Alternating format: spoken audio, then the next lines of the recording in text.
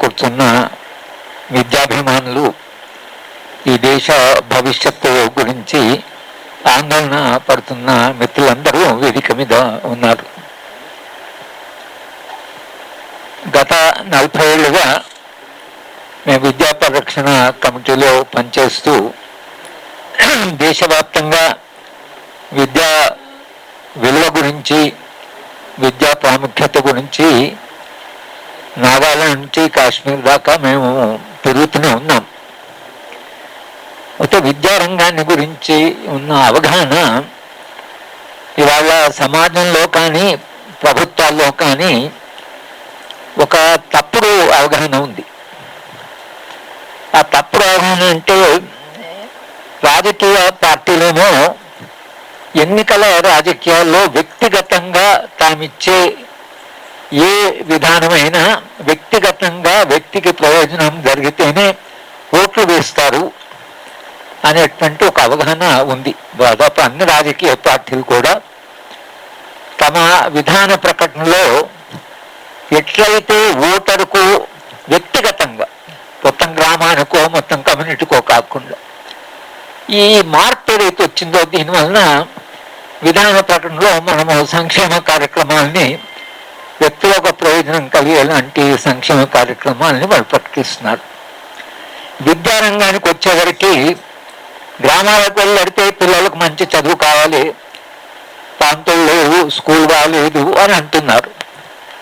కానీ విద్య మీద పెట్టే ఖర్చు ఏదైతుందో అది మనం ఫస్ట్ తరగతి అవుతున్న పిల్లవాడి నుంచి మొదలు పెడితే ఒక 10-15 ఏళ్ల తర్వాత ఆ పిల్లలు మేధావులుగా, ఆలోచనాపరులుగా, నిపుణులుగా సమాజం నిండా అద్భుతమైన మేధస్సు, నైపుణ్యం కలిగిన డాక్టర్లు కానివ్వండి, ఇంజనీర్లు కానివ్వండి, లాయర్లు కానివ్వండి, ఐఏఎస్ ఆఫీసర్, పాలిటీషియన్ కానివ్వండి, రకరకాలుగా విద్యారంగంలో నుంచి వచ్చినటువంటి వాళ్ళు వస్తారు.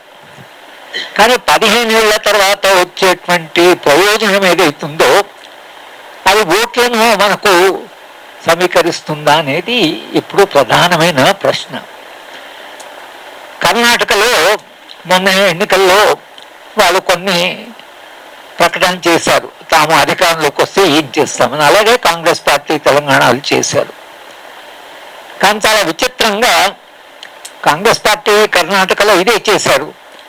బస్సులకి మహిళలకి free travel, 200 current unit free, ఇట్లా కొన్ని స్కీమ్స్ ప్రకటించారు. అయితే కర్ణాటకలో స్కీమ్స్ ఇంప్లిమెంట్ చేయలేదు, అది దాని ప్రచారం జరిగితే కర్ణాటక ప్రభుత్వం ఒక అడ్వర్టైజ్మెంట్ ఇచ్చింది. అంటే ప్రయోజనం పొందిన వాళ్ళు కొందరిని ఇంటర్వ్యూ చేసి, అయితే మహిళలను వెళ్ళి అడిగారు, మీకు బస్సు ఫ్రీ ట్రావెల్ ఎలా ఉంది అంటే వాళ్ళు చెప్తుంది ఏమిటంటే, బస్సు కిరాయి ఏదైతే మిగులుతుందో అది మా పిల్లల ఫీజు కడుతున్నాం, పిల్లలకు మెరుగైన విద్య కొరకు ఫీజు కడుతున్నాం. కరెంటు మీద మిగిలిన డబ్బులు ఒక ఆయన అడిగారు, మీకు కరెంటు ఫ్రీగా ఇస్తున్నానంటే ఆయన కూడా కరెంటు మీద వచ్చే ఫ్రీ, మాకు వచ్చే డబ్బులు ఏదైతుందో పిల్లల ఫీజు కడుతున్నాం. కానీ ప్రభుత్వము మీ పిల్లలకు నాణ్యమైన విద్య ఇస్తాం, ఉచితమైన విద్య ఇస్తాం అని సాహసం చేయలేదు. ఎందుకంటే అది చెప్తే ఓట్లు వేస్తారో లేదో. కానీ ప్రజల ప్రాధాన్యత విద్యకే ఉంది. మొట్టమొదటిసారిగా భారతదేశ చరిత్రలో, వేల సంవత్సరాల చరిత్రలో అట్టడుగున ఉండేటువంటి తల్లిదండ్రులు ఎంత పేదరికమున్నా తమ పిల్లలు చదువుకోవాలి అనేటువంటి ఒక ఆశయం ఏదైతుందో, ఎవరిని అడిగినా పిల్లలు చదువుకోవాలి, కాస్త మంచి చదువు కావాలి అని, ఇది చరిత్రలో పెద్ద మార్పు. కానీ మార్పు ఎప్పుడైతే కింద వచ్చిందో పైన రాజకీయ వ్యవస్థలో చాలా అంటే మనకు కొత్త వచ్చిన మార్పు వచ్చేసింది. ఈ దేశంలో విద్య యొక్క ప్రాముఖ్యత మా అందరికంటే కూడా ఇక్కడ కూర్చున్న వాళ్ళని బాగా అర్థమైనటువంటి వాళ్ళు భారతీయ జనతా పార్టీ, రాష్ట్రీయ స్వయం సేవక్ సంఘ్. వాళ్ళకు అర్థమైనట్టుగా మనకు అర్థం కాలేదు. అందుకని వాళ్ళు మొట్టమొదట దాడి విద్యారంగం మీద చేస్తున్నారు. విద్యారంగం మీద దాడి ఎందుకంటే అట్టడుగు వర్గాల నుంచి నాణ్యమైన విద్య వాళ్ళకి ఇస్తే వాళ్ళు సమాజాన్ని ప్రశ్నిస్తారు, ఈ అంచెలంచెల సమాజాన్ని ప్రశ్నిస్తారు, అన్యాయాన్ని ప్రశ్నిస్తారు, అసమానతను ప్రశ్నిస్తారు, ప్రశ్నించే మేధస్సు సమాజం లేస్తే తాము నమ్ముకున్న బ్రాహ్మణీయ భావజాలానికి ఒక ప్రమాదం ఏర్పడుతుంది అనేటువంటిది వాళ్ళ అవగాహన. అందుకనే ఇవాళ జాతీయ స్థాయిలో భారతీయ జనతా పార్టీ పెద్ద దాడి విద్యను ఇచ్చేస్తున్నది. అంటే మనకు నమ్మలేని ఒక అంటే అంటే నాకైతే అన్బిలీవబుల్ అనిపించింది. ఇప్పుడున్న తరుణంలో యూనివర్సిటీ గ్రాంట్స్ కమిషన్ ఏదైతే ఉన్నత విద్యకి డబ్బులు ఇస్తుందో ఆ యూనివర్సిటీ గ్రాంట్స్ కమిషన్ బడ్జెట్ని ఎన్నికలకు పోతున్నారు భారతీయ జనతా పార్టీ. ఎన్నికలకు వెళ్ళినప్పుడు విద్యారంగానికి కొంత బడ్జెట్ కేటాయించాలి, కానీ యూనివర్సిటీ గ్రాంట్స్ కమిషన్ బడ్జెట్ని 6,000 కోట్ల నుంచి 2,000 కోట్లు చేశారు. 61% తగ్గించారు. అంటే నమ్మలేం మనం. ఎన్నికలకు వెళ్తున్నారు కదా, కనీసం విద్య మీద పెంచామంటే వాళ్ళకి అది వాళ్ళు వేరే ఏదైనా మార్గం ద్వారా రామ జన్మభూమో, రామాలయమో, రాముడు, మతమో, కులమో, దేశమో, పాకిస్తాను ఇవి వీటి ద్వారా గెలవచ్చని ఇది చాలా దుస్సాహసం. కానీ కేంద్ర ప్రభుత్వం దుస్సాహసం చేసింది, బడ్జెట్ను తగ్గించింది. సరే, కాంగ్రెస్ పార్టీ వరకు వస్తే రాహుల్ గాంధీ గారితో 3-4 సార్లు కలవడం జరిగింది. మాట్లాడినప్పుడల్లా విద్య గురించి మాట్లాడాం. మహబూబ్నగర్లో మేము కలిసినప్పుడు విద్య గురించి మాట్లాడాం, ఇక్కడ హైదరాబాద్లో కలిసినప్పుడు మాట్లాడాం. ఆయన 15% ఒకవేళ మేము అధికారంలోకి వస్తే 15% ఇవ్వడం ఆయన అధికారంలోకి వచ్చినా సాధ్యం కాదు. 15% అంటే 5-6 లక్షల కోట్లు. ఇప్పుడు 60 కోట్లు, 70 కోట్లు, 90 అంత చేయడం కాదు, కానీ కనీసం 1-2 లక్షల కోట్లు ఇచ్చినా విద్యారంగం మారిపోతుంది. కానీ చేయగలరా లేదా అనేటువంటి ప్రశ్న ఉంది. విద్యారంగంలో బడ్జెట్ కేటాయింపు, నాణ్యమైన విద్య, సమానమైన విద్య, పిల్లలందరికీ కావాల్సిన అవసరాలు, మా పిల్లలు చెప్పిన ఇన్ఫ్రాస్ట్రక్చరు, ఆయన చెప్పిన అవన్నీ కావాలి అని అంటే రాజకీయ పార్టీల మీద మనము ఒత్తిడి చేయకుండా, మీ తరం ఒత్తిడి చేయకుండా, మాకు నాణ్యమైన విద్య కావాలి, మాకు ఇన్ఫ్రాస్ట్రక్చర్ కావాలి, మాకు మంచి లెక్చరర్స్ కావాలి, మాకు ల్యాబ్స్ కావాలి అని విద్యార్థుల నుంచి, యువతరం నుంచి ఒక పెద్ద ఎత్తున డిమాండ్ రాకుండా విద్యారంగ పరిస్థితి మారుతుంది అని నేను అనుకోలేదు. మేమెంతైనా మాట్లాడవచ్చు, మాట్లాడాం, మన ముఖ్యమంత్రి గారిని కలిసాం. సరే, మిగతా పోయిన ముఖ్యమంత్రి కంటే లేదా కేంద్ర ప్రభుత్వం కంటే కూడా ఈ ముఖ్యమంత్రి లేదా కాంగ్రెస్ పార్టీ విద్యారంగాన్ని గురించి వినడానికి సిద్ధంగా ఉన్నారు. చాలా విద్యారంగాన్ని గురించిన వెంకటరెడ్డి గారు కానీ, రమా మూలకోటి గారు కానీ చాలా మంది విద్యారంగాన్ని గురించి మాట్లాడారు. ఆయన ఒక విద్యా కమిషన్ వేస్తామన్నారు. కనీసం విద్య వాళ్ళ ఆలోచనలో ఒక భాగంగా ఉంది. అది ఎంతవరకు చేస్తారు? దానికి పెద్ద ప్రమాదం అంటే ప్రైవేటు విద్యారంగం ఏదైతే పుట్టుకొచ్చిందో వాళ్ళు ఇచ్చే డబ్బులు, తర్వాత వాళ్ళు ఫైనాన్స్ చేసే రాజకీయ పార్టీని ఫైనాన్స్ చేస్తారు, ఎన్నికలను ఫైనాన్స్ చేస్తారు. అది ఒక మాఫియా వర్గంగా ఏదైతే అయిందో దాన్ని తట్టుకొని పెట్టినా అని విద్యారంగంలో పనిచేస్తున్న మాకు, విద్యా ఉద్యమంలో పనిచేస్తున్న మాకు, మేము 10,000 మందితో హైదరాబాద్, ఢిల్లీలో మేము ఒక ప్రొసెషన్ తీస్తే ఉన్నతమైన నాణ్యమైన విద్య, ఉచితమైన విద్య, అందరికి సమాన విద్య అని మేము ప్రొసెషన్ తీసి 60,000 మందితో ప్రొసెషన్ తీశారు. మాకు 10,000 మందితో తీయడమే చాలా కష్టమైంది. దానికి రిసోర్సెస్ కావాలి, మొబిలైజేషన్ కావాలి, పిల్లలకు హైదరాబాద్, ఢిల్లీ రావాలి, వాళ్ళకి అకామిడేషన్ కావాలి, వాళ్ళకు భోజనం పెట్టాలి. మాకున్న రిసోర్స్ అన్నీ కాస్త మొబిలైజ్ చేసి మేము చేస్తే వాళ్ళు 60,000 మంది సులభంగా తీసుకురాగలరు. వాళ్ళకి ఏం కష్టం లేకుండా తీసుకురాదు. వారు 60,000 మందితో విద్యారంగం కాస్త ప్రైవేటైజ్ చేయాలి, మాకు ఇంకా ఫెసిలిటీస్ కావాలి, మాకు కొన్ని కన్సెషన్స్ కావాలి అని వాళ్ళు పెద్ద ప్రొసెషన్ తీశారు. అంటే విద్యారంగంలో జరుగుతున్న పోరాటాల్లో ఒకవైపు మీ వైపు నుంచి, పేద వర్గాల నుంచి పిల్లలందరికీ సమాన విద్య కావాలని, ఒక మేధో సమాజం కావాలని, ఒక ఎన్లైటెండ్ సమాజం కావాలని ఒకవైపు పోరాటం జరుగుతుంటే వాళ్ళు ప్రైవేట్ విద్య ఫీజులు, మాకు ఫీజులు పెంచాలి, ఖర్చులు ఎక్కువని, ఫీజులు రెగ్యులేట్ చేయకండి అనేటువంటిది వాళ్ళు చేస్తున్నారు. ఈ పోరాటంలో మనం చిక్కుకుపోయాం. మీరు వాళ్ళ ఆలోచించుకోవాల్సింది, ప్రధానంగా ఆలోచించుకోవాల్సిందంటే మీకు నాణ్యమైన విద్య కావాలంటే మీరు అడగకుండా రాదు. మేము అడుగుతాం, కానీ మీకు అడుగుకుంటూ రాదు. ప్రభుత్వాల ఆలోచనలో మార్పు రావడానికి మనము ప్రధానంగా విద్య మీద పెట్టేది ఖర్చు కాదు. చెప్పాడు క్యాపిటల్. విద్య మీద పెట్టే ఖర్చు ఇట్స్ అన్ ఇన్వెస్ట్మెంట్.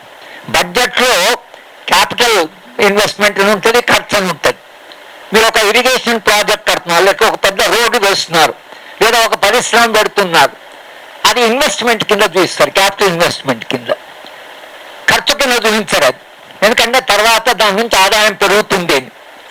విద్య మీదకి వచ్చేవరకు అది ఖర్చులో చూపిస్తారు. విద్య మీద పెట్టే ఖర్చులో 15-20 ఏళ్ళ తర్వాత రిజల్ట్స్ వస్తాయి. అది కనిపించదు, అది అబ్స్ట్రాక్ట్. మన మైండ్ షార్ప్న్ అవుతున్నది, నాకు ఆలోచన ఉంది, క్రిటికల్గా నేను క్రియేటివ్గా మారుతున్నాను, సృజనాత్మకంగా మారుతున్నాను, రేపు ఒక డీసెంట్ హ్యూమన్ బీయింగ్గా మారుతాను, అమ్మాయిల్ని గౌరవించేవాడిగా మనిషిగా ఎదుగుతాను, దళితులను గౌరవించేవాడుగా మనిషిని గౌరవించేవాడుగా ఎదగడం అంటే అది సాధారణమైన విషయం కాదు, ఒక మనిషిగా ఎదగడం కదా. విద్య ద్వారా సమాజంలో మనిషిలో ఒక మార్పు వస్తుంది, రావాలి, అలాంటి విద్య కావాలి. కానీ విద్య సమాజాన్ని మారుస్తుంది అన్నప్పుడు పాలక వర్గాలు, అధికారులు ఉండే వాళ్ళకి సమాజ మార్పు అంటే సమానత్వం, ఇవన్నీ దేశంలో ఉండే సంపద మరింత న్యాయంగా పంచడం, మనుషులంతా గౌరవంగా జీవించడం, దానికి ఒక స్వప్నమే కాదు, ఇట్స్ ఎ డ్రీమ్. అదొక స్వప్నము. మనుషులంతా సుఖంగా వాళ్ళు జీవించాలి, సమానంగా జీవించాలి, గౌరవించు జీవించాలి, భద్రత కలిగిన పని ఉండాలి అనేటువంటివి ఏవైతే ఉన్నాయో అవి సాధించాలంటే విద్యారంగాన్ని పూర్తిగా దాని మూలం నుంచి దాన్ని మార్చాలి. కానీ విద్యారంగాన్ని మార్చడము అనేటువంటిది ఇవాళ new liberal capital, financial capital, feudal forces వాళ్ళకి ఇష్టం లేదు. అందుకని మనం ఇంత పెద్ద సవాళ్ళను ఎదుర్కొంటున్నాం. అయినా మనం ఏం చేస్తున్నామంటే వాళ్ళు ఎంత బలంగా ఉన్నా న్యాయం మన వైపు ఉంది, సత్యం మన వైపు ఉంది, భవిష్యత్తు మన వైపు, మీరు మా వైపు ఉన్నా, లేదా మేము మీ వైపు.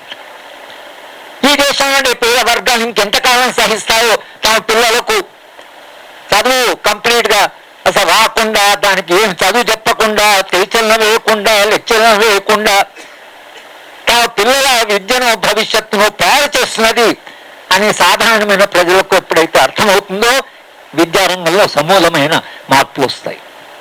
నేను ఎక్కువసేపు మాట్లాడదలుచుకోలేదు. ఇవాళ తెలంగాణలో అధికారంలోకి వచ్చిన పార్టీ దీని గురించి ఆలోచిస్తున్నది. పోయిన ప్రభుత్వం కంటే ఇది మెరుగు. కేంద్రంలో ఒక ప్రభుత్వం ఉంది, వాళ్ళు ఏం చేస్తారో మనకు తెలియదు. వాళ్ళు స్పష్టమైన భావజాలం ఉంది వాళ్ళకి.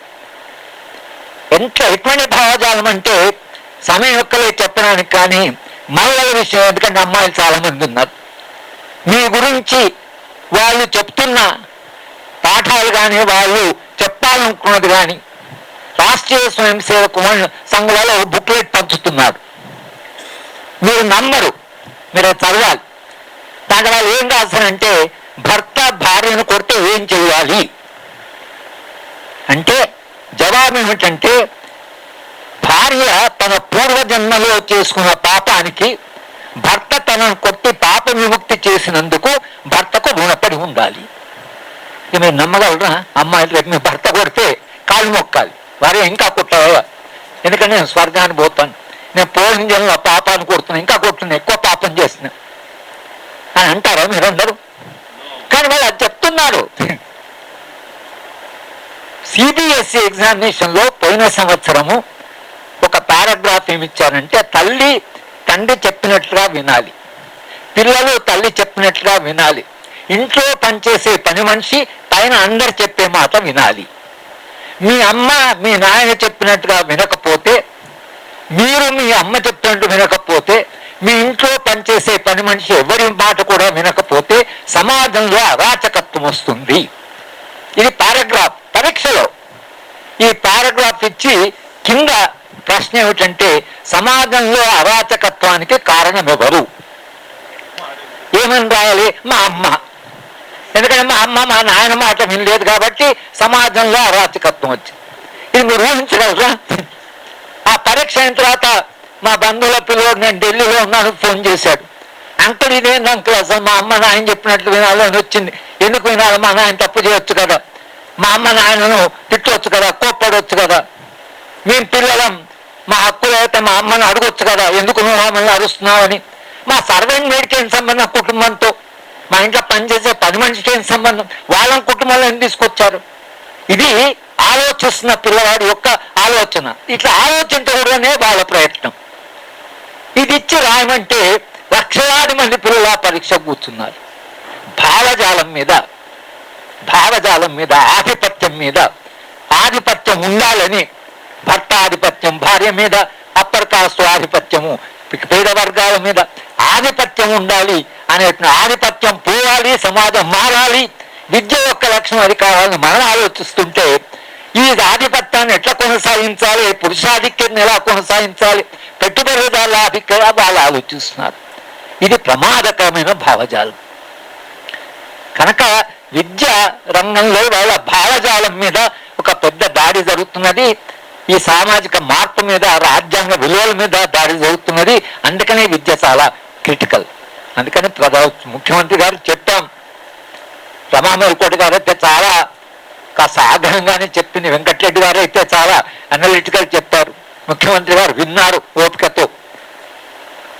ఆయన ఒకవేళ ఈ మాటలన్నీ విని, లేదు మనకు ఒక కమిట్మెంట్ ఉంది, కాంగ్రెస్ పార్టీ స్వాతంత్రం కొరకు పోరాడిన పార్టీ, ఆ చారిత్రక స్పృహ ఉండి కాంగ్రెస్ పార్టీ అనేది చేస్తే తప్పకుండా తెలంగాణలో కొంత విద్యారంగం మారుతుందని ఆశిద్దాం. ఆ మార్పు కొరకని మనందరం పనిచేద్దాం. తెలంగాణ విద్యావంతుల వేదిక నిర్వహించిన పాత్ర మీ అందరికి తెలుసు. వాళ్ళ పాత్ర అయిపోలే. తెలంగాణ తెచ్చిన తర్వాత బరువు ఎక్కువైంది. వాళ్ళ నాయకుడు కోదండరాం సార్నేమో వాళ్ళు మొత్తంగా రాజకీయ జేఏసీకి చైర్మన్గా ఆయన పంపించేశారు. తర్వాత వీళ్ళ నాయకత్వం తీసుకున్నారు. కానీ మీరు తెలంగాణ ఉద్యమానికి ఒక నాయకుడిని ఇచ్చారు. అదే విద్యారంగం ఒక పనిచేస్తున్న ప్రొఫెసరు ఈ దేశంలో పొలిటికల్ జాయింట్ యాక్షన్ చైర్మన్ కావడం సాధారణం కాదు. అది అంటే ఒక అసాధారణమైన విషయమే. అది ప్రొఫెసర్ పొలిటికల్గా వెళ్ళి అన్ని రాజకీయ పార్టీలకి, అంటే వాళ్ళు కూడా అంతిమంగా రాజకీయాల్లో నడపాల్సింది విశ్వవిద్యాలయ ఆచారాలు లేకపోతే అధ్యాపకులని కూడా అంగీకరించిన ఇన్ ప్రిన్సిపల్ తెలంగాణ వరకు అయితే. సరే వాళ్ళు మన మాట తర్వాత వినలేదు, వాళ్ళ అధికారంలోకి వచ్చి దానికి వాళ్ళు మూల్యం చెల్లించుకున్నారు. ఇవాళ ఒక ఫేవరబుల్ కొంచెము ఒక అంటే అనుకూలమైన వాతావరణం కొంత ఉంది. దీనికి మనం పెద్ద ఎత్తున ప్రెషర్ బయట నుంచి పెడితే తెలంగాణలో విద్యారంగము కొంత కాకుండా కొంత మారుస్తుంది అనేటువంటి ఒక ఆశతో ఇక్కడికి రావడం జరిగింది. నిజంగా నాకు ఆరోగ్యం బాగలేదు, కానీ విద్య అంటేనే నేను బహుశా శ్మశానం నుంచి కూడా లేచి వచ్చి మాట్లాడచ్చు. ఎందుకంటే విద్య మారితే సమాజం మారుతుందని బలంగా విశ్వసిస్తున్నాం. కాబట్టి నన్ను పిలిచిన విద్యావంతుల వేదికకి, మీరు ఇంతమంది వచ్చిన విద్యార్థులందరికీ కూడా దయచేసి ఆలోచించండి. Take life seriously. It's not casual. మీరు మేధావులుగా ఎదగాలి, ప్రశ్నించే వాళ్ళుగా ఎదగాలి, మనుషులుగా ఎదగాలి, సమాజంలో అందరి మనుషులను గౌరవించే వాళ్ళుగా ఎదగాలి. అలాంటి విద్య మనకు కావాలి. దాని కొరకు మనం అందరం కలిసి పనిచేద్దాం. Thank you very much.